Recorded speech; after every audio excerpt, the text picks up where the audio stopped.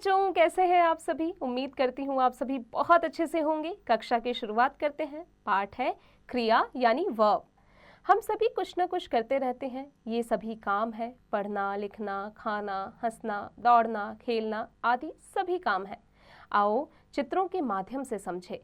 पिताजी अखबार पढ़ रहे हैं, नेहा लिख रही है, दीपाली गाना गा रही है, करण हंस रहा है, राधिका दौड़ रही है, तोता डाल पर बैठा है, गाय घास खाती है, बतख तैर रही है।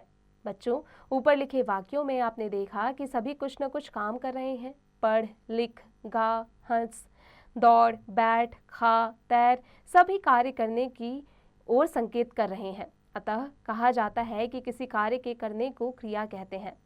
कुछ अन्य काम बताने वाले शब्द: रोना, खेलना, चढ़ना, नहाना, कूदना, घूमना, नाचना, गिरना, खोना, लाना, आना, बहना, सोना, उड़ना, उतरना, झूलना, भागना, धोना, पाना, जाना, पीना।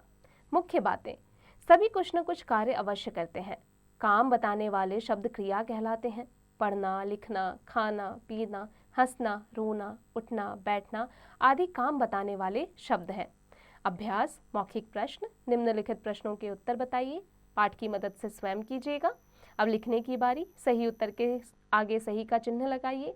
काम बताने वाले शब्दों को क्या कहते हैं? क्रिया कहते हैं।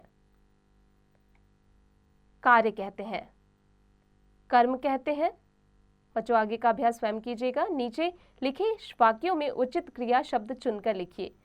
पक्षी आकाश में तैरते हैं? नहीं, पक्षी आकाश में उड़ते हैं।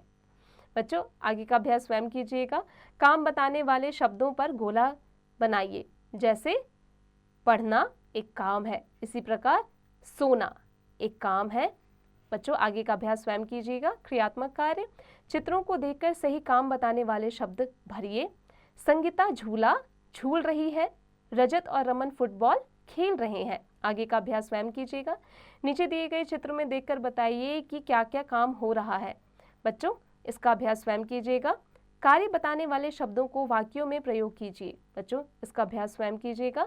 उम्मीद है कक्षा में बताई गई हर एक बात आपको अच्छे से समझ में आ गई होगी।